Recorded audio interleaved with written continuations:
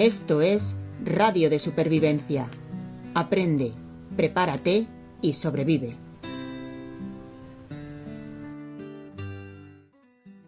Bienvenidos, bienvenidas una semana más a Radio de Supervivencia, vuestro podcast en el que nos preparamos para lo imprevisible, si es que eso es posible. Ya es nuestro 5º episodio y una vez más estoy aquí con vosotros, David Martínez, acompañado de Pini. Pini, bienvenido. Pues muchas gracias, aquí seguimos, echa otro tronco al fuego y vamos a seguir charlando de los temas que más nos gustan. No quiero olvidarme de la buena costumbre que habíamos empezado hace, pues en realidad hace pocos episodios, de estos dichos populares que tenían que ver con la supervivencia, y hoy traigo un dicho griego que dice: el hombre que se está muriendo de hambre no escoge su menú. Así que ahí lo tenéis, tiene su aplicación de supervivencia. Pero bueno, no me quiero extender más porque hoy tenemos un programa cargadito. Cuéntanos de qué vamos a hablar en este programa. Bueno, pues en principio vamos a contestar como siempre a algún comentario que nos haya hecho la gente. Después vamos a tocar un tema de actualidad, un tema de supervivencia real, un ejemplo que ha sucedido las últimas semanas y que merece la pena que lo comentemos porque es súper interesante. Por último, vamos a hacer la recomendación, pero antes vamos a dar unas pinceladas para terminar un poco el tema que empezamos la semana pasada de dormir en la naturaleza, ¿no? De cuando hacemos nuestras salidas, pues tampoco dejamos un poco en el aire el tema de sacos de dormir y de fundas Vivac, y si te parece le pegamos un tiento y lo dejamos finiquitado. Así que tenemos equipo, tenemos casos reales, tenemos recomendaciones y tenemos respuestas. Vámonos ya porque se nos está acabando el tiempo. Vamos a empezar con esos comentarios que tenemos en YouTube y que, como siempre os digo, os agradecemos muchísimo. Cualquier favorito, cualquier sistema por el que compartáis nuestro contenido en redes o en vuestra plataforma favorita de podcast, y sobre todo cualquier duda, sugerencia o comentario que nos hagáis, pues aquí son siempre bienvenidos. ¿Qué nos han escrito esta semana? Pues mira, esta semana Chus3130 nos dice, creo, en relación a los cuchillos que mostramos la semana pasada, me dice, creo que este cuchillo de cuello de pequeño no tiene nada. Eso sí, es muy bonito. Entonces, si te parece, vamos a comentar un poquito. Bueno, este es el cuchillo en cuestión, ¿vale? Es un cuchillo que hizo nuestro amigo DS Knives, que me lo regaló. Está muy chulo con este pasador así enrollado. En realidad, no es tan grande como parece, ¿vale? Estamos hablando, voy a soltar un facto, como dicen ahora la chavalada, ¿no? Entonces estamos hablando de 13 centímetros, ¿vale? 13 centímetros incluyendo hoja y empuñadura completa. Exacto. De hoja nos quedamos en hoja útil unos, fíjate, 6 centímetros. O sea, en realidad es bastante pequeño. Es verdad que es muy robusto, que tiene este aspecto bulldog, ¿vale? Pero lo que sí que quería comentar al hilo de los cuchillos de cuello es que parecen un poco inútiles en un momento dado, pero creo que como complemento a una segunda herramienta, bien sea pues un hacha o bien sea un cuchillo de campamento que puedas llevar en la mochila o que dejes en un sitio cuando preparas tu campamento, pues tu bivac lo dejas en un sitio para no perderlo, ¿vale? Localizado, y lo vas a utilizar cuando lo necesites, pero para llevar encima, ¿vale? Muy a mano, nada mejor que un knife. No sé qué opinas tú de esto. Tú no eres muy amigo de los knives, me parece a mí, de los necks, perdona. A ver, primero dos cosas. Yo en supervivencia creo que menos es más. Cuanto más podamos limitar el equipo que llevamos encima, con más velocidad y más comodidad nos vamos a mover. Eso por una parte. Siempre está ese pequeño dilema de o me llevo una mochila cargada de cosas que me pueden servir, pero me dejo los riñones y voy a ser incapaz de trepar o de meterme por un sitio por el que tenga que arrastrarme, o todos mis movimientos van a tener una dificultad añadida, o bien voy con muy poco y quizá me las tengo que ingeniar para suplir esas herramientas pues, que me habría dejado en casa. Yo no soy amigo de los NECs y te explico por qué. No creo que haya ninguna situación que de verdad marque la diferencia entre el acceso a una hoja colgada del cuello o el acceso en el cinturón. Y entonces, pues ayer mismo lo estuvimos pensando y yo pensaba en el agua, quizá, pero es que tampoco marca esa diferencia. Quizá si nos estamos arrastrando por por un paso muy estrecho y no podemos bajar la mano y necesitamos un cuchillo de una manera urgente, pues nos va a servir. Pero creo que es más peligroso por las veces que se te enganche el llevar cosas colgadas al cuello que porque de verdad esto resulte útil. Ahora bien, tú nos dijiste que esto lo habían puesto de moda en Dual Survival. Sí, Cody Landin, que se hizo mundialmente famoso por tener esta rocambolesca idea de ir por el campo descalzo, ¿vale? Llevaba un pequeño cuchillo, además yo creo que era un Mora, no tan pequeño como estos, pero vamos, siempre lo llevaba al cuello. El tema es que al final, en la práctica, no son tantas las veces que necesitas una herramienta de corte, sí a la hora de procesar leña, por ejemplo, pero para cortar determinadas cosas, al final, con una pequeña hoja es suficiente. Es suficiente. De todas maneras, para los que nos están viendo y escuchando, si les pica un poco el rollo de los cuchillos de cuello, igual que estuvimos comentando el otro día que había una serie de marcas que hacían cuchillos tipo herramienta a muy buen precio, que yo creo que hablamos de Mora, hablamos de Baco. Hablamos de Hultafors. Sí, yo también metería a lo mejor a Cold Steel, ¿vale? Que hacen unos cuchillos muy guays, tienen un catálogo enorme y muy bien de precio. Pero bueno, con respecto a los NECs, yo creo que el que lo ha pegado muy potente ha sido Mora, que ha sacado un cuchillo que se llama el Eldris, ¿vale? Es un cuchillo de cuello. Tú fíjate, me comentaban que no era muy grande. El Eldris tiene 15 centímetros, ¿vale? Es muy parecido, también muy rechoncho, de hoja muy pequeñita, ¿vale? Y a modo de herramienta, yo la verdad es que no lo he usado, pero los reviews que deja la gente son muy, muy positivos. Cuesta 20 euros y lo tienes de todos los colores encima, que eso es una pijada, pero mola. Y para pegarle un tiento a decir, oye, voy a utilizar un NEC, y yo creo que la gente se sorprendería de la cantidad de veces que utiliza el NEC y de lo poco que utiliza su cuchillo principal, en realidad, ¿vale? Es decir, se utiliza más de lo que la gente piensa. Me gusta ver cómo aquí ya se va trazando el perfil de cada uno y el tuyo es el de comprarte pijaditas, pero bueno, vamos a cerrar este apartado de los cuchillos NEC, de nuevo dando las gracias a Chus, que es quien nos había dejado este comentario a través de YouTube. Y yo, pues que también tengo mis caprichos, me he comprado otra cosa que quería mostrar porque ha sido una sorpresa. Ya hablamos aquí. Sí, efectivamente una pijada, pero creo que es una pijada desde luego mucho más barata que un NEC y además que puede llamar la atención a aquellos amantes del bushcraft o la supervivencia. Ya hemos hablado en otras ocasiones del paracord y entonces pues me decidí a comprar más paracord porque bueno, nunca es suficiente, pero en este caso os he encontrado con un nuevo paracord que llaman paracord de supervivencia y que he abierto para mostrar aquí a la gente. Así que voy a tratar de explicarlo para quienes nos escuchen en podcast y de mostrarlo para quienes lo estén viendo a través de YouTube.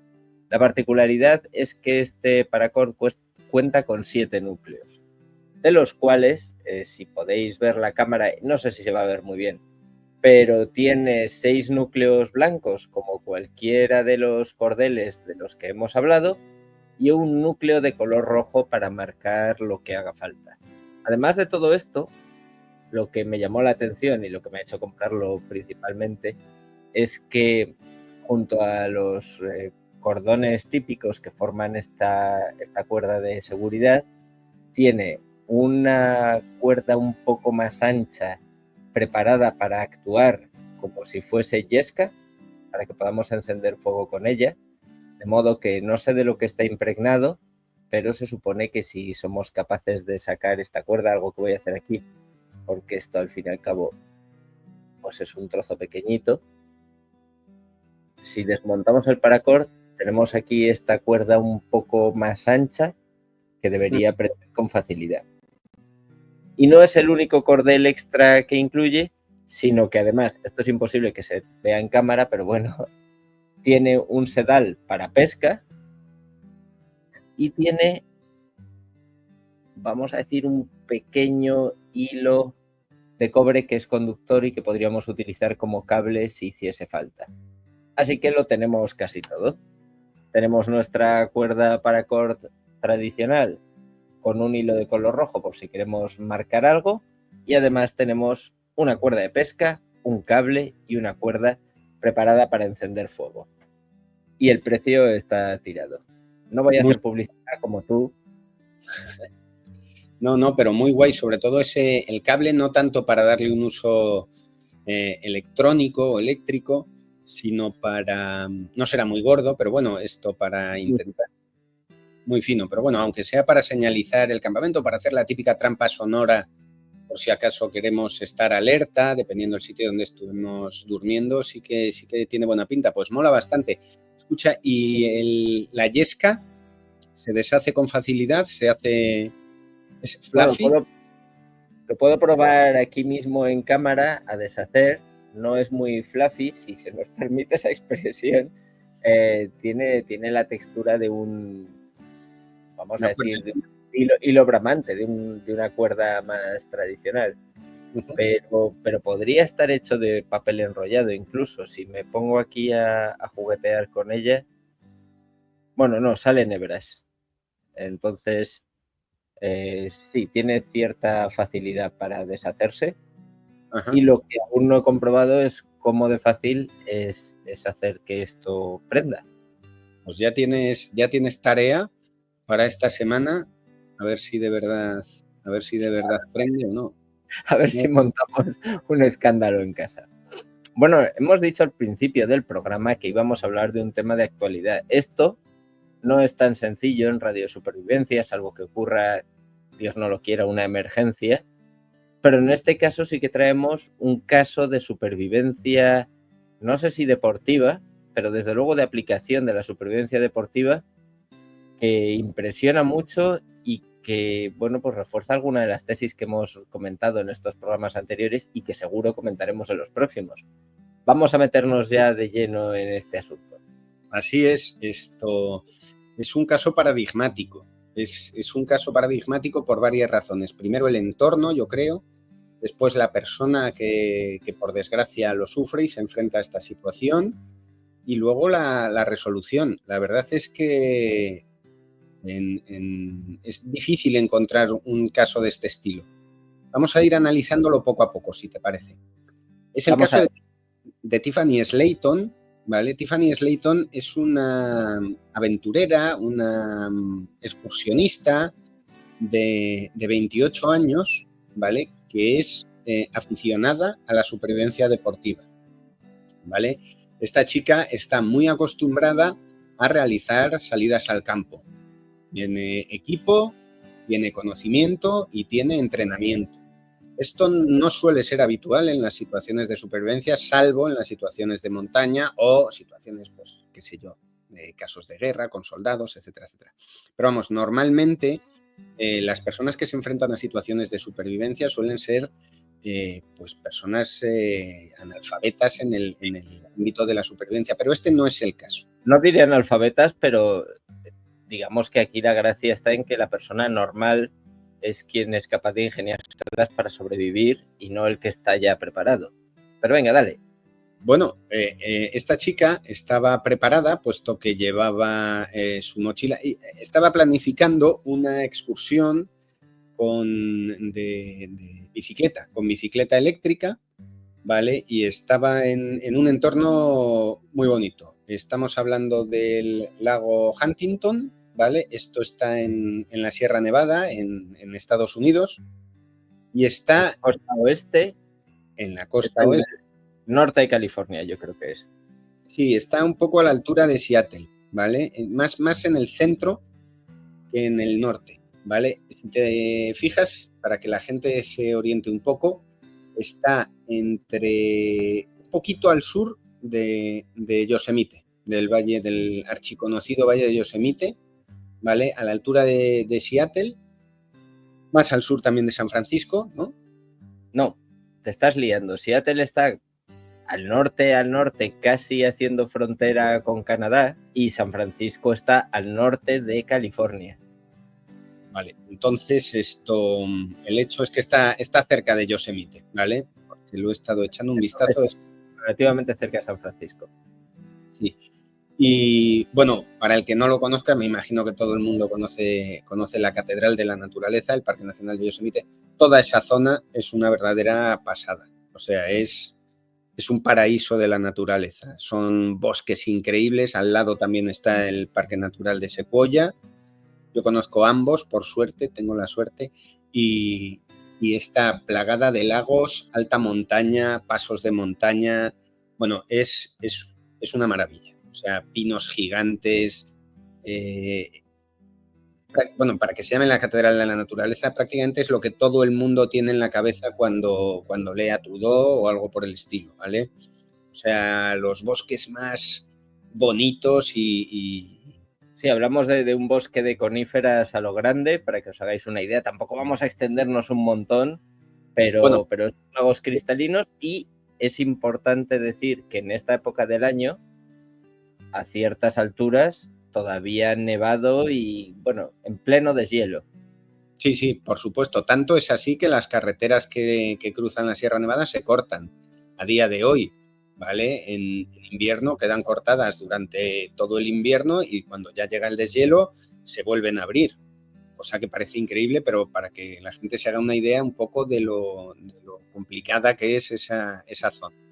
Bien, pues estaba... Dime. No, tenemos la persona, tenemos la situación, vamos al hecho. El hecho es que cuando iba con su bici y su equipación encima, su mochila y tal y cual, en la mochila iba bien equipada, te quiero decir que llevaba tienda de campaña, llevaba varios sacos de dormir, etc. Esta chica se pega un talegazo, ¿vale? Y se debe pegar un leñazo bastante gordo porque debe caer por un terraplén, ¿vale? Y pierde el conocimiento. Cuando se despierta transcurridas 2 horas, ¿vale? Y hace, pues me imagino que un cálculo de la situación y se da cuenta que tiene una pierna rota, ¿vale? Una rodilla dislocada, la otra rodilla dislocada, y ha perdido por completo la capacidad de regresar en bicicleta porque se ha visto envuelta en una avalancha, en una luz, algo por el estilo, que ha cortado el camino por donde está, la ha desplazado bastantes metros y se despierta 2 horas después de haber perdido el conocimiento, sin haberse matado por suerte, pero en una situación muy precaria, muy precaria. Vamos a recapitular rápidamente. Lo primero de todo es, ya hemos advertido que se trata de una persona preparada. Quien no estuviera preparado, pues podía haber firmado ahí su sentencia de muerte. Muy probable.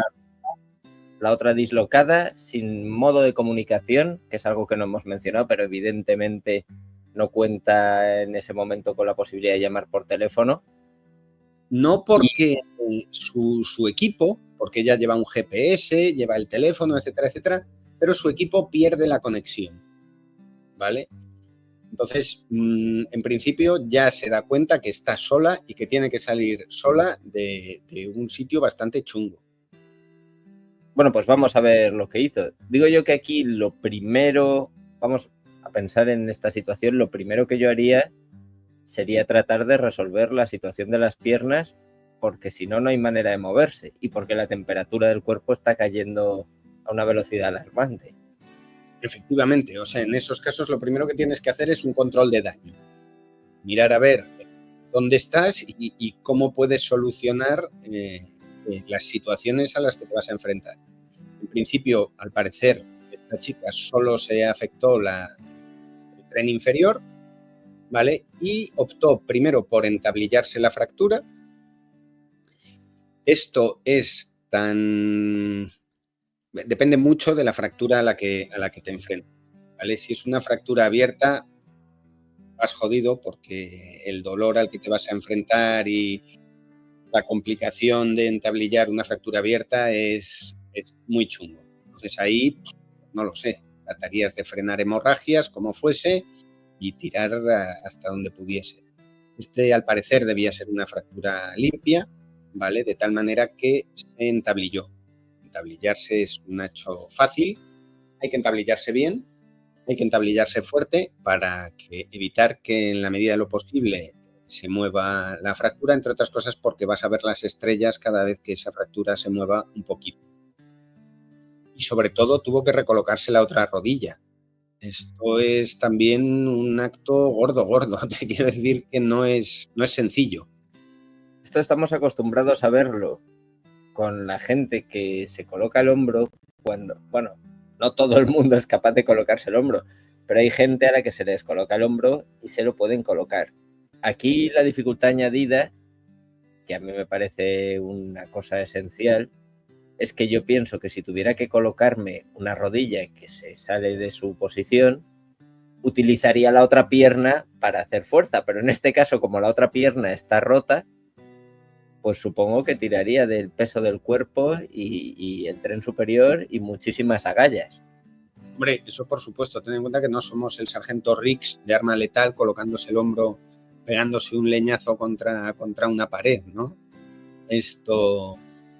En esas situaciones, al tener un dolor tan fuerte en la otra rodilla, te vas a apañar, vas a emplear lo que haga falta. Si tienes que emplear una piedra para hacer palanca, una roca o sentarte y con los brazos intentar colocarlo, pues así lo vas a hacer. No sé exactamente cómo lo hizo, no dio detalles en la rueda de prensa posterior a su salvamento, pero el caso es que se recolocó la rodilla y se entablilló la otra pierna, ¿vale? Bueno, como ya has dicho el spoiler de que sobrevive al final,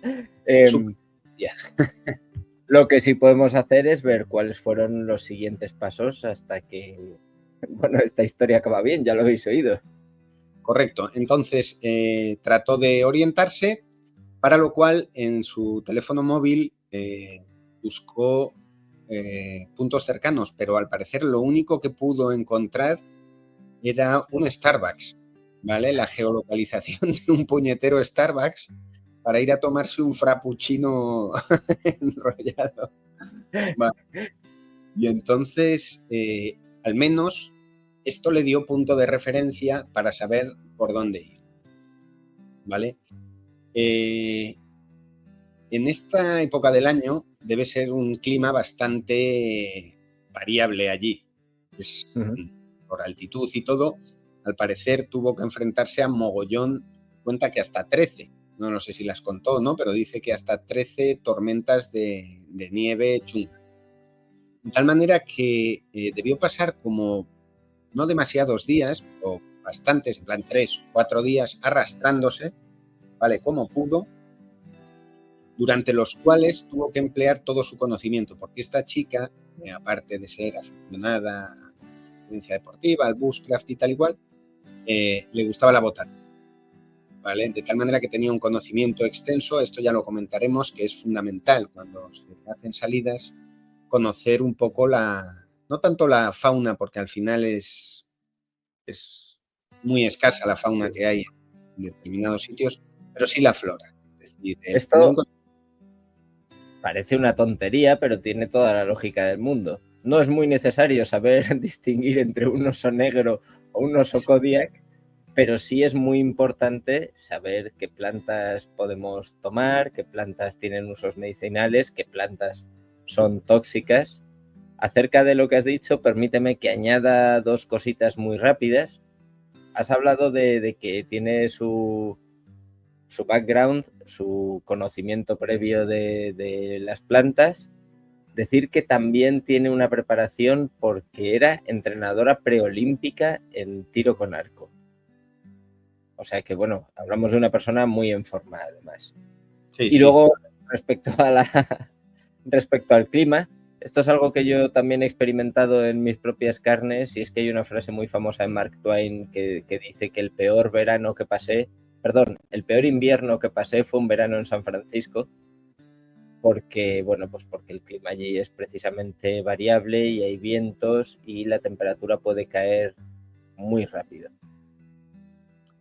Pues sí, de tal manera que esta chica sigue pasando su particular calvario hasta que, bueno, alimentándose de puerros salvajes, ¿vale? No sé exactamente lo que serán, me imagino que serán raíces, no sé, tipo una espadaña o algo así, que yo sepa que se asemeja bastante a un puerro y se pueda comer aquí en España. Y también el archiconocido, pero no por eso menos importante e interesante, té de agujas de pino, el Pine Needle Tea.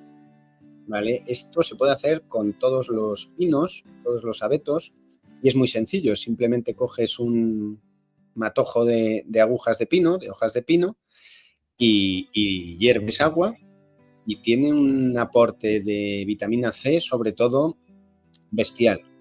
Sabe bastante y, bueno, para engañar un poco el hambre puede venir bien, ¿vale?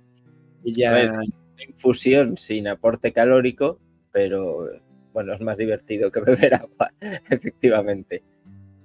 Entonces, ella tampoco ha trascendido mucho en detalle la equipación que llevaba, solo se sabe que los sacos de dormir los perdió y que la tienda de campaña también quedó inutilizada, ¿vale? No obstante, al parecer sí que debía llevar material para hacer fuego y debía llevar ollas, me imagino que menaje para poder cocinarse, pues, el té, al menos. Hay que decir también que los equipos de rescate se ponen en contacto a los 5 días con la familia, mejor dicho, la familia con los equipos de rescate, para decir que no ha vuelto de su viaje. Y en ese momento es cuando ya se da la alarma y salen en su búsqueda.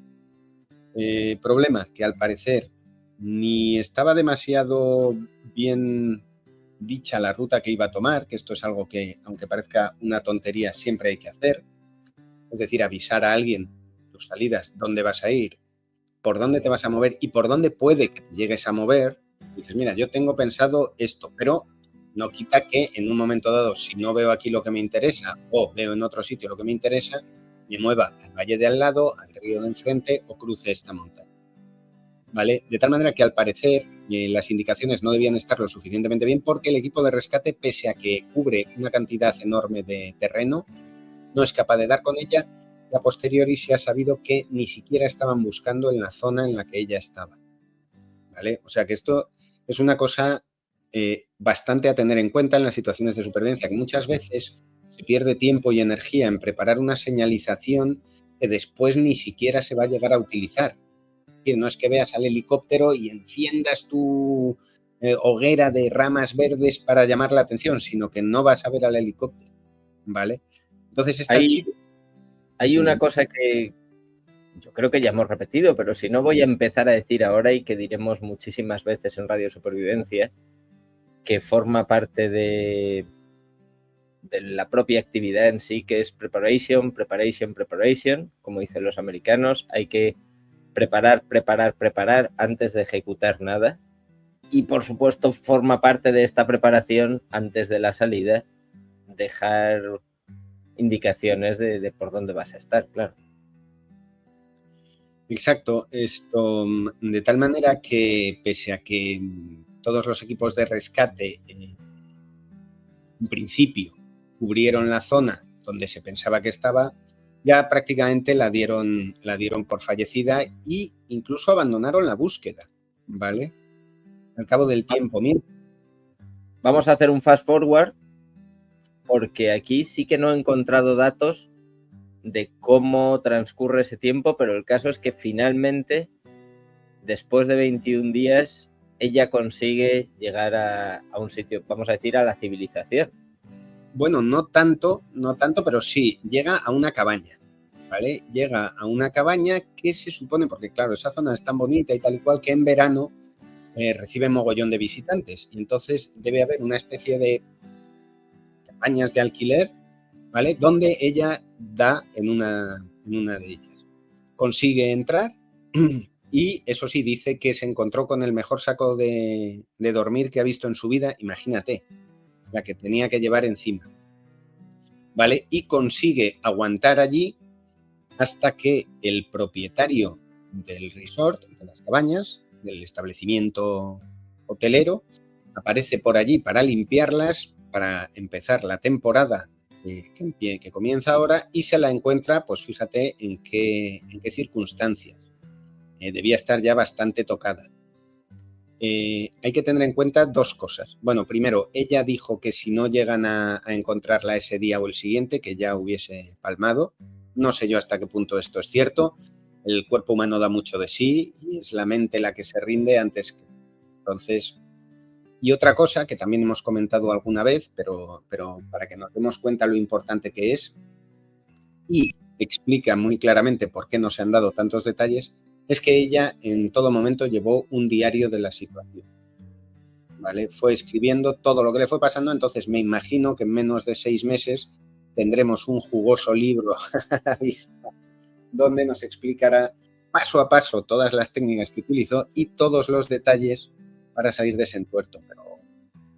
Bueno, el balance final de daños es que ella, aparte de las lesiones de las que ya hemos hablado en las piernas y demás, la encuentran con deshidratación, tiene problemas porque ha estado bebiendo pues nieve derretida, y aunque parece el recurso más sencillo en un entorno helado, pues no es el mejor agua para beber. Y después con quemaduras que le produce, claro, el sol en el reflejo en la nieve, y que esto llega a producir ceguera en algunos casos extremos. Es muy peligroso. Sí, sí, y no tan extremo. Te quiero decir que a mucha altitud, en cuanto vas sin gafas de sol, enseguida es muy frecuente en los alpinistas de alta montaña que si pierden las gafas o lo que sea, bajan con ceguera. Los rayos en altitud vienen menos filtrados por la atmósfera, son más potentes, el reflejo de la nieve en el suelo y los que te llevas por arriba te destrozan. Todos los inuits ya tenemos gafas de nieve de la antigüedad. Te quiero decir que esto se sabe desde hace mucho tiempo. Es una de estas paradojas de fallo de diseño del ser humano, ¿no? Pero así es. El ser humano no está hecho para sobrevivir en todos los entornos. El fallo de diseño es que tenemos esa inquietud por conquistar lo inconquistable. Pero está muy bien esto que mencionas, porque es interesante el saber cómo fabricarse unas gafas de sol de emergencia si en algún momento se da esta situación, y podemos tratarlo en otro episodio de Radio Supervivencia. Sí, además es tremendamente sencillo y muy útil. Es verdad que son un coñazo y que se necesita un poquito de herramienta, pero vamos, hasta prácticamente a mano te las puedes hacer. Y un truco muy sencillo, que claro, todo depende del entorno, porque mucha gente dirá, joder, pero si estás en mitad de la nevada y no tienes otra cosa que beber, el problema de esta chica es que tenía la movilidad muy reducida. Si tú no tienes la movilidad reducida y en ese sentido puedes actuar mejor, puedes derretir nieve y después sazonarla con lo que sea, con ceniza, con barro, con lo que sea, porque eso le va a dar un aporte de sales que va a hacer que te siente mejor que no la nieve derretida del todo, ¿vale? Eso para empezar. Y con respecto a la protección del sol, todos hemos visto a los jugadores del fútbol americano cómo se pintan los mofletes o la parte baja del ojo para evitar el reflejo. Esto parece una tontería, pero absorben mucha luz y protegen, ¿vale? Sí. Bueno, no me hagas spoiler, porque, como os digo, ya hablaremos. Con un simple trozo de tela se pueden hacer unas gafas bastante funcionales. Con gomas elásticas, con un par de gomas elásticas, se pueden hacer unas gafas bastante funcionales para la nieve. En fin, con cinta americana, con cuerda. Podremos hablar de eso en otro programa. Espero que hasta entonces nadie las necesite. Pero bueno, tenemos una historia con final feliz, y además, bueno, pues es curioso que a día de hoy todavía sigan ocurriendo estas situaciones de supervivencia. Y lo bueno es que seguramente hace unos años nos hubiéramos encontrado con que una persona había muerto porque se perdió en estas circunstancias, Y ahora, como la gente está más preparada y la supervivencia se está extendiendo, prueba de ello somos nosotros, bueno, pues podemos contar que ha sobrevivido. Así No sé es. si quieres añadir más o Mm, pasar a nuestra siguiente sección del programa de hoy. Nada, lo importante del conocimiento. Es decir, a esta chica no sabemos hasta qué punto, desde luego sus cojones, con perdón, pero la ayudaron, pero el conocimiento, por supuesto que también. Así que nada, si quieres pasamos. Vamos a pasar a la siguiente sección y antes de nada quiero anticipar que esta ha sido uno de esos momentos críticos de Radio Supervivencia en que yo pensaba que habría quedado bastante clara la explicación que dimos pues, en el programa anterior sobre funda vivac, aislantes, saco para pasar una noche a la intemperie, pero Pini ha insistido en que debíamos profundizar. Así que vamos allí. Sí. Profundicemos y si luego me tenéis que dar la razón, ponedlo en los comentarios, poned en YouTube, no hacía falta, ya lo sabíamos. O bien, como os digo, en todas las plataformas de podcast, en iVoox, en Apple Podcast, en Amazon Music, etc. Vamos allá. Bueno, pues en el anterior capítulo hablamos de esas 3 piezas fundamentales para pasar una noche en condiciones en la naturaleza, ¿vale? Como dice JJ Ventura, los bushcrafters no vamos al gramo, ¿vale? Entonces, aunque a ti te parezca mal llevar muchas pijaditas, ¿vale? Una vez que estás allí se agradece. Habíamos hablado de la esterilla, los tipos de esterilla más frecuentes, las ventajas y los inconvenientes, pero habíamos dejado un poco en el aire pues de 3 pinceladitas acerca de las otras 2 piezas, que son el saco de dormir, por supuesto, y la funda vivac. Habíamos dicho lo que era, pero simplemente decir, por ejemplo, en el saco de dormir, siempre que vamos a comprarnos un saco, hay una duda fundamental. Bueno, hay bastantes modelos de saco, esto es lo primero. Hay varias opciones, es decir, ¿merece la pena tener un saco ancho y meterse vestido o un saco estrecho y que mantenga mejor el calor? Bueno, en mi experiencia, ¿vale? Vestido te vas a meter siempre. Es muy difícil que haga en condiciones frías, me refiero.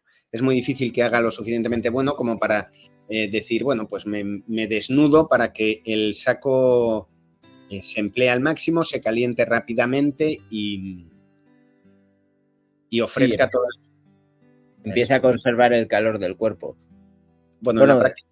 Tú y yo hemos acampado en alguna situación en que había que hacerse unas sentadillas antes de meterse en el saco porque hacía un frío que pelaba, te metieses con o sin ropa. Exacto. Entonces, aparte de ese pequeño truqui de matarte a hacer ejercicio rápido para entrar en calor antes de meterte en el saco, en la práctica siempre te vas a meter vestido en el saco, o sea que cómpratelo lo suficientemente amplio como para caber vestido. Hay gente que utiliza sábanas saco para evitar mancharlo. Si ya es bastante incómodo dormir con el saco, si ya metes otra sábana ya es un follón de 3 pares de narices. A mí personalmente no me gusta, pero si te has gastado una pasta en un saco bueno, pues entiendo que la gente quiera conservarlo. Bueno, voy a dar un golpe sobre la mesa figurado, porque claro, esto es supervivencia. Si empezamos a contar con sábanas, saco, un saco de invierno, un saco de verano, un saco para entretiempo, que está muy bien, que como has dicho, pues el aficionado a salir al campo se lo puede permitir y lo va a disfrutar un montón. Pero yo no sé si el que está en una situación de emergencia va a estar como para escoger qué saco se lleva. Hombre, Tiffany Slayton, de la que acabamos de hablar, seguramente sí. No, pero piensa en eso. Hemos hablado estos días de kits de emergencias, pues menciona quizá el saco, la funda que tú te llevarías para una mochila a la que, bueno, puede corresponder cualquier clima, cualquier localización. A ver, eso es muy complicado porque cada saco tiene que ser específico para su zona y para dónde vayas a ir. Pero en principio, si yo tuviese que decir, hay que optar entre pluma, relleno de pluma o relleno de fibra. Las ventajas del relleno de pluma es que ocupa muchísimo menos, pesa menos, abriga más, pero tiene el inconveniente, primero, del precio, ¿vale? Que es bastante más elevado. Sí, este es un elemento de supervivencia del que hablamos mucho también. Efectivamente. Cuando se habla de equipo muy sofisticado, a veces te encuentras con precios de tiendas de campaña, de sacos de dormir, bueno, de cuchillos, como podéis imaginar, todos los que quieras, donde uno no sabe si el uso que le va a dar, aunque su vida dependa de ello, compensa el precio que se va a pagar. Absolutamente de acuerdo, sobre todo en tiendas técnicas, en sacos muy técnicos de alta montaña, estamos hablando de precios absolutamente exorbitantes.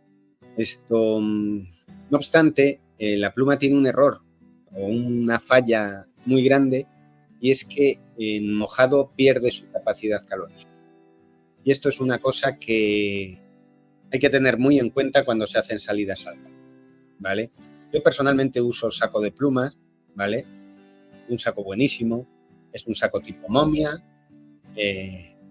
estrecho, pero que me permite meterme vestido, con collarín. El collarín es una pieza que llevan los sacos en la parte interior que sirve para separar por encima de los hombros la cabeza del resto. No confundir con la capucha de la momia, sino va por dentro, ¿vale? De tal manera que hace que el calor del cuerpo se mantenga un poco más. Esto en situaciones de mucho frío, ya te digo que no se nota tanto porque vas a pasar muchísimo frío. Pero lo que sí que es importante es que sea un saco tipo momia. Es decir, un saco de tipo manta no aísla suficiente, no mantiene el calor y lo vas a pagar. Entonces, fibra o pluma. Quien puede lo más, puede lo menos. Yo también creo que lo más recomendable es ir a un saco que te dé mucho calor, que conserve muy bien el calor. Mira, si en una noche tienes que asomar la cabeza, quitarte la capucha o sacar medio cuerpo, pues lo haces. Pero sobre todo que no te encuentres con la situación contraria. En cuanto al material, yo no sé, yo estaría más por la fibra porque no necesariamente es que esté lloviendo. Si hay nieve, si el rocío de la mañana, es decir, hay muchos, o si has atravesado un río antes con todo tu equipo, hay muchas situaciones en que un saco se te puede mojar sin necesidad de que estés en un momento lluvioso y por tanto pues perder su utilidad. Absolutamente. Te las enumero rápidamente. Las has dicho tú. Nieve, me la he comido, se me inundó la funda, el saco y las pasé absolutamente canutas con un saco de plumas que perdió su capacidad calorífica, sobre todo en la parte de abajo. Gracias a Dios llevaba una parca de lana, pura lana, que sí que mantiene la capacidad calorífica aún mojada, y pasé una noche toledanita. Pero mismamente la propia condensación, que luego vamos a ver que con las fundas Vivac es brutal, esto hace que se pueda empapar el saco y que estés perdiendo muchísima capacidad de tu propio saco tú mismo, ¿vale? De tal manera que sí, yo también recomiendo sacos de fibra, un saco tipo momia con collarín. Los hay sin cremallera, a mí me gustan por comodidad con cremallera, ¿vale? En realidad te va a dar lo mismo, porque las fundas Vivac normalmente no llevan, o sí, pero bueno, por comodidad. La cuestión es la cremallera como elemento por el que podrías perder temperatura también. Sí, vienen forradas bastante bien, pero la ventaja es que te facilita las cosas a la hora de, pues yo qué sé, sobre todo en las fundas Vivac, eso sí que hay que tenerlo en cuenta. Si te vas a comprar un equipo de dormir desde cero y te vas a comprar saco y funda Vivac, mira que la cremallera del saco y la cremallera de la funda Vivac estén al mismo lado, ¿vale? Esto parece una tontería, pero es que si no, luego va a ser un coñazo meterte por un lado, cerrar, meterte por el otro y cerrar. Entonces, y además es indistinto, ¿eh? No es que hay fábricas y hay modelos que tienen la cremallera a la izquierda y fábricas y modelos que tienen la cremallera a la derecha. Sobre todo en la funda Vivac no está mal llevar cremallera porque, como digo, te facilita el meter las botas dentro en la parte de abajo, por ejemplo, o hasta si llevas una pequeña mochila, pues la mochila la puedes meter dentro de la funda Vivac y ya te olvidas. De tal manera que, como te digo, yo también optaría por la fibra. Va a pesar menos la pluma. Va a ser más barata la fibra, va a pesar más y ocupar mucho más la fibra, va a calentar menos la fibra, pero es más polivalente, más resistente y te va a doler menos si se te engancha el saco y se te jode. Vale. Esto con respecto a los sacos. Vamos a las fundas, que es la otra mitad de esta configuración. Exacto. Las fundas Vivac tradicionalmente, sobre todo al principio cuando se empezaron a hacer, eran de fibras bastante plásticas, ¿vale? Trataban de ser impermeables, estaban pensadas para montaña, para hacer Vivac en alta montaña, de tal manera que no les importaba tanto el tema de la transpiración. ¿Qué pasa? Que cuando tú duermes con una funda de ese estilo, que suelen llevar un recubrimiento de estos aluminizado en la parte interior para reflejar el calor hacia adentro, te levantas por la mañana con la sensación de que haya llovido por la noche dentro de la funda Vivac. O sea, el tema de la condensación no se puede tomar a la ligera porque condensa una verdadera barbaridad. O sea, es algo difícil de creer. Dependiendo de cómo sea tu saco. Entonces, no podrías, porque yo ya estaba barajando mi idea de utilizar un saco de dormir y una bolsa, un saco de basura. Una bolsa de plástico que fuera impermeable y que me diese ese aislamiento respecto al suelo y, bueno, también respecto a la intemperie si llueve o el rocío incluso. Si va a llover o si estás en una zona muy húmeda, está claro que merece la pena tener un saco de basura, ¿vale? A no tener nada. Ahora bien, hay que tener en cuenta la condensación. O sea, va a condensar una barbaridad. Ten en cuenta que si las tiendas de campaña ya condensan, una funda Vivac condensa muchísimo. No obstante, más vale ayuda menuda que ninguna, ¿vale? Entonces es mejor tener ese saco de basura que no tener nada, sobre todo a efectos de lluvia. Sobre todo la lluvia. El rocío de la mañana, en fin, lo normal es que estés prácticamente despierto cuando empiece a caer el rocío. Hemos hablado un poco de funciones y de estas fundas Vivac primitivas, pero vamos a lo que hay hoy y a cuál sería tu elección. Sí, esto evoluciona el tema de las fundas Vivac, ¿vale? Hasta el punto, sobre todo de los materiales, empiezan a venir materiales más técnicos y, como siempre, el omnipresente Gore-Tex hace su aparición. Y ahora ya podemos disfrutar, al principio solo los ejércitos como el de Estados Unidos, Suiza, creo, Alemania, también creo que tenían fundas de Vivac de Gore-Tex. Unas fundas fantásticas, fenomenales, pero que se iban de precio. Podían comprar de segunda mano, dependiendo dónde, a unos 100 euros llegaban a costar. Ahora ya podemos encontrar fundas Vivac. Por ejemplo, hay una de la marca Miltec que a mí personalmente me encanta. Es muy parecida a la que yo tengo. Yo tengo la del ejército americano y esa también es de Gore-Tex. Sigue condensando un poco, pero la diferencia es bestial. Es bestial. Hay que dejarla un poquito abierta. El tema de la cabeza es un poco... Hay que controlarlo porque si no te puedes levantar a medianoche asfixiándote de estar ahí metido dentro de la funda Vivac sin poder respirar bien. Y tiene un fallo fundamental con respecto a la del ejército español. El ejército español es verdad que la membrana que utiliza no es tan técnica, pero tiene una ventaja apabullante y es que tiene mosquitera, ¿vale? Y dependiendo dónde estés, una mosquitera en una funda Vivac te va a resolver una cantidad de problemas bestiales. A la hora de dormir no es lo mismo tener que sacar la boca sabiendo que estás durmiendo al lado de un pantano que es un auténtico criadero infestado. A mí me pasó al lado de un río que fue una noche tremenda también porque debían estar de fiesta los mosquitos y no había quien pegase ojo. El compañero con el que fui llevaba una funda Vivac del ejército español y es menos resistente, más finita, pesa menos, ocupa menos, pero tiene la mosquitera, que es una verdadera maravilla. No está de más cogerte un trocito de mosquitera y metértela para ponértela al menos encima de la cara y pasar medio buena noche. Claro, eso, de nuevo, yo voy a empezar a llamarte la Campaditas por las comodidades de tus noches a la intemperie, pero, en fin, que una mosquitera uno se la puede hacer casi con un saco de tela colocándoselo en la cabeza, que es la forma o es la parte que vamos a tener más expuesta, ya sin entrar en que hay gorras que incluyen mosquitera y demás, que es un equipo más, vamos a decir, un poco más específico. Pero bueno, que uno se puede buscar la manera de solucionar esto.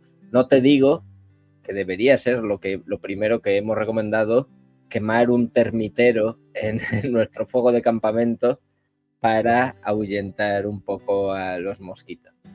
Pero bien, oye, me gusta que seas un gourmet de las noches al aire libre, así que continúa, por favor, no me voy a cortar, no sé si necesitas algún otro tipo de refrigeración, música. No, pero mira, por ejemplo, hablando del ejército americano, el ejército americano tiene un sleeping system, un sistema para dormir, que es una idea buenísima. Está compuesto por 3 sacos de dormir y una funda Vivac que se pueden conectar entre ellos a base de corchetes. De tal manera que tú te metes en uno, metes otro encima y lo fijas con corchetes y así sucesivamente. Es un saco de 4 estaciones, puro y duro, pero real. Inconveniente, el precio, que sale bastante caro, y sobre todo es un... Cargas con 4 sacos al final. Es imposible cargar con él. Es decir, eso sí que es para glamping. O decir, pues lo tengo en casa y tengo 4 sacos en uno. El día que quiero saco 2 sacos, me quedo con uno, con 2. Pero vamos, el sistema me parece buenísimo. El ejército español tiene un saco de dormir de la marca Altus, que es muy buen saco, da bastante calor, es de fibra, tiene una funda muy molona, lo tienes es de camuflaje y tal y cual, que dice que mola bastante, pero tiene el inconveniente que pesa y ocupa como un buey, o sea, es una barbaridad. Pero es un saco muy bueno y lo hay de segunda mano bastante bien de precio y viene en bolsa de compresión. Aún así, la bolsa de compresión comprime, hace lo que puede, ¿vale? Pero pesa muchísimo y ocupa mucho. Pero vamos, es un muy buen saco también. Bueno, pues seguiremos, ya sabéis, antes de sacos.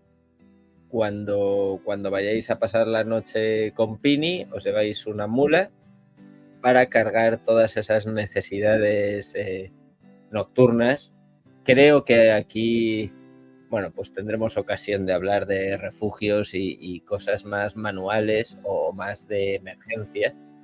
Pero sí está bien que hayamos cubierto esto porque, oye, hay gente que puede irse a pasar una noche al campo por deporte y es muy bueno que conozcan todas las opciones, que la funda no es algo que esté tan extendido, la funda Vivac, que es casi un sustituto de la tienda de campaña, una buena funda y un buen saco, lo cual pues no deja de ser una manera de aligerar el equipo y de que todo sea mucho menos aparatoso y de pasar más inadvertido si es necesario. Así que no sé si dar por terminado, al menos por ahora, en esta primera temporada de... tengo a Pini a punto de hacer una última sugerencia. Dale. Aparte de eso, ten en cuenta que la funda Vivac te quita el problema de la legalidad a la hora de pernoctar en el campo. Es decir, tú te tiras en tu funda Vivac y puedes dormir donde te dé la gana. Y si el señor agente tiene a bien venir por la noche y decir que qué haces, al no estar acampado, puedes pasar la noche en cualquier sitio, ¿vale? Excepto en parques naturales en España, que tienes que hacer Vivac a partir de cierta altitud, ¿vale? Bueno, pues esto evidentemente es solo para España, que entendemos que aquí es donde nos está escuchando la mayor parte de la audiencia, y también entendemos que no en una situación de emergencia, porque si las cosas se han torcido y hay que dormir en el monte, pues ya veremos cómo se discute la multa que nos pongan, pero aquí lo importante es salvar el pellejo. Como nos dijo un miembro del GREIM, del equipo de rescate de alta montaña de la Guardia Civil, si depende mi vida de ello, quemo el bosque. Vale. Es decir, una cosa es que sea legal o ilegal hacer fuego y otra cosa es que si te la estás jugando, como comprenderás, una vida vale mucho más que cualquier multa. Bueno, pues dejamos esto, que es sabiduría. Por supuesto, queremos que lo entendáis. No hemos dicho que nadie queme nada y que nadie se salte la ley, pero sí que sepamos que, bueno, llegará un punto en el que quizá tengamos que hacer algo que no es legal o que nos pueden multar por ello, y que si de ello depende en un bien superior, pues que lo hagamos sin problema. Exacto. Creo que ha estado bien, al final. Yo me estaba bueno, dando cuenta a medida que hablábamos de que sí, nos habíamos dejado cosas, y me estaba arrepintiendo un poco de haberte dicho que esta sección no hacía falta, pero espero dejar los sacos y las fundas Vivac aparcadas por mucho tiempo. Como se nos acaba precisamente el tiempo, creo que es momento de que pasemos a la recomendación. Y hoy traemos un libro. Sí, señor. Hoy, además, tengo muchas ganas de hacer esta recomendación porque, si bien dijimos el otro día que la Enciclopedia de los Jóvenes Castores era aquello que nos había metido un poquito en el rollo de niños y tal y cual, este es el libro que para mí lo cambia todo, ¿vale? Es el Manual del Aventurero de Rüdiger Neckberg. Creo que ya hemos hablado del bueno de Rudi, un pastelero alemán, el introductor de la supervivencia deportiva en Europa. Escribió varios libros, pero este es, para mí, es un libro especial. Entre otras cosas porque este es un libro bastante antiguo, es del año 81. Fíjate, parece mentira cómo pasa el tiempo. Editado en España por Martínez Roca, pero ya está descatalogado y ahora tiene unos precios de segunda mano que son como una auténtica locura. Y es un libro que, si bien pone técnicas de supervivencia en el subtítulo, no se centra tanto en la supervivencia deportiva como en la propia aventura como tal. Es decir, se centra muchísimo en los viajes de aventura, pero no en un viaje extremo, no, en consejos para viajeros o incluso en consejos para el día a día, ¿vale? Vamos a recordar que el autor, Neckberg, pasó un tiempo en el Amazonas viviendo con los Yanomami, pero después pues se atrevió con otras aventuras un poco más prosaicas, como cruzar Alemania con lo opuesto, viendo ver si era capaz de sobrevivir en un entorno urbano, de ciudad en ciudad, pues prácticamente comiendo basura o lo que encontraba o lo que podía cazar, pero en un país del primer mundo y casi a día de hoy, en los 80. Sí. Después llega a construir una barca a pedales para atravesar el Atlántico. Al final ya falleció, pero bueno, al final ya se dedicó un poco a la protección de los indígenas sudamericanos, ¿vale? Sobre todo de las selvas brasileñas y tal y cual. Pero bueno, este libro en concreto está estructurado de una manera sencillísima de leer, porque son muchos capítulos, pero muy cortitos, de media página cada uno, ¿vale? Quiero decir que se lee tremendamente rápido y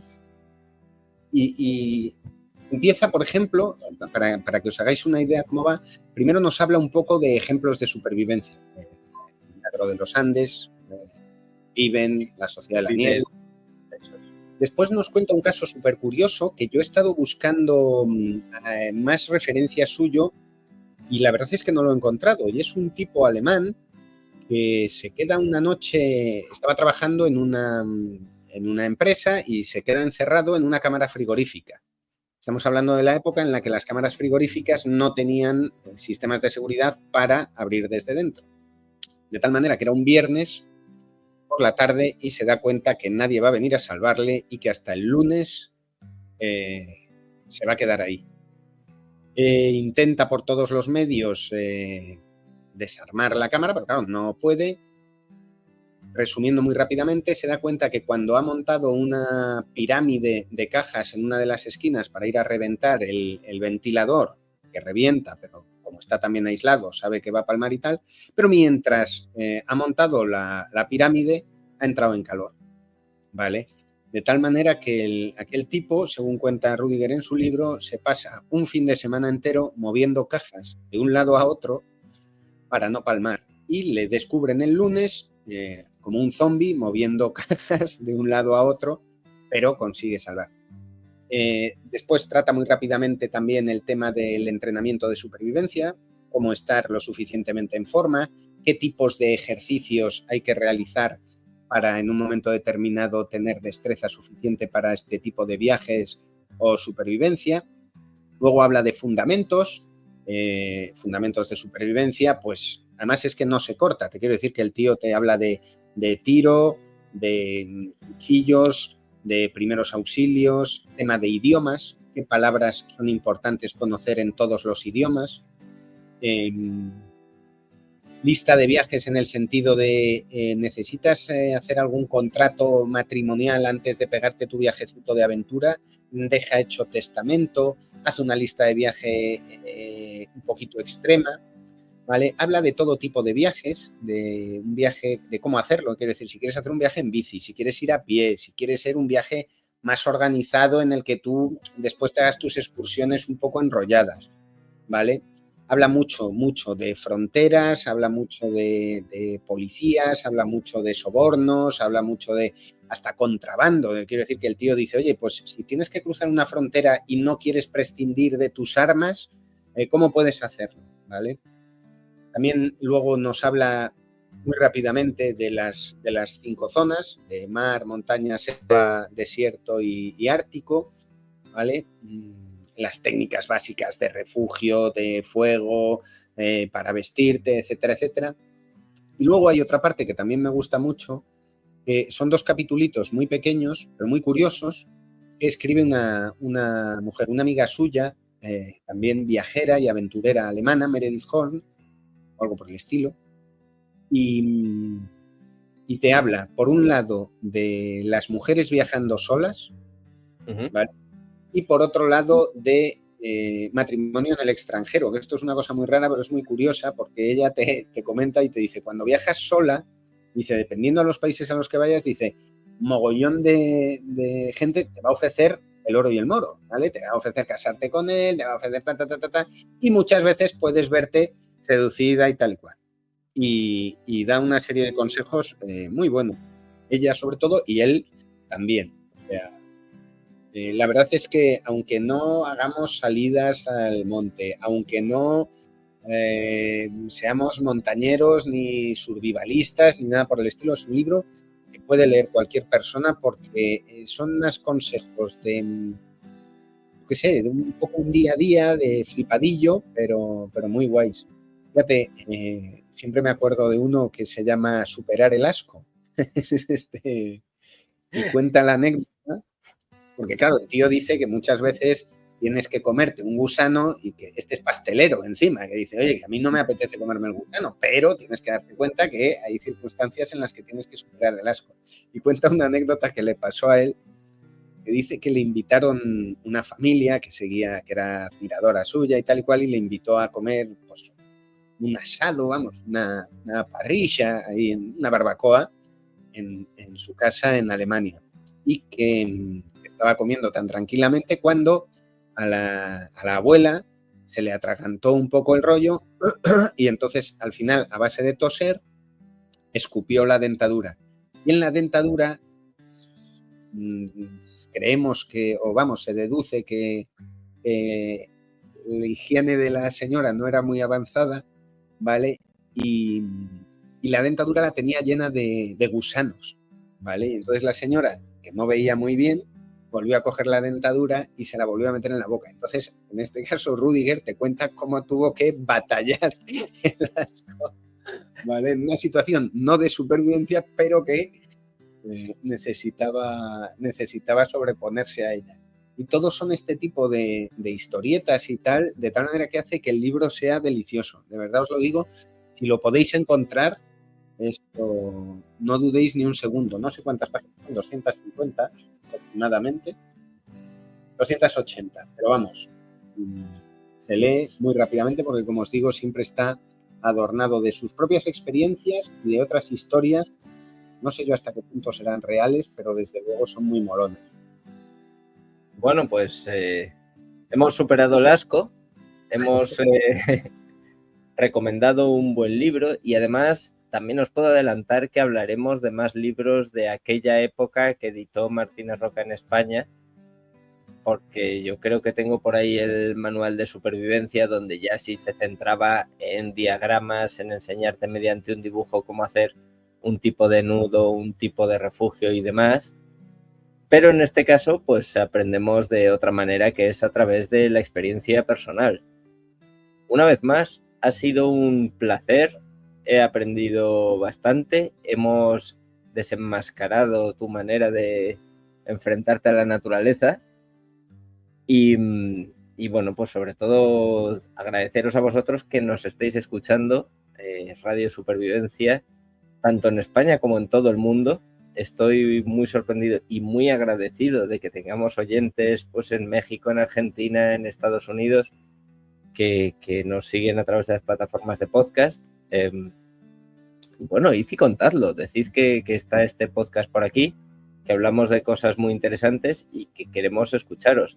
A ti, Pini, una vez más, pues muchas gracias por estar al otro lado de las ondas. Nada, hombre, muchísimas gracias a ti. Como siempre, nos vemos en los bosques. Pues ya está, nos vemos en los bosques.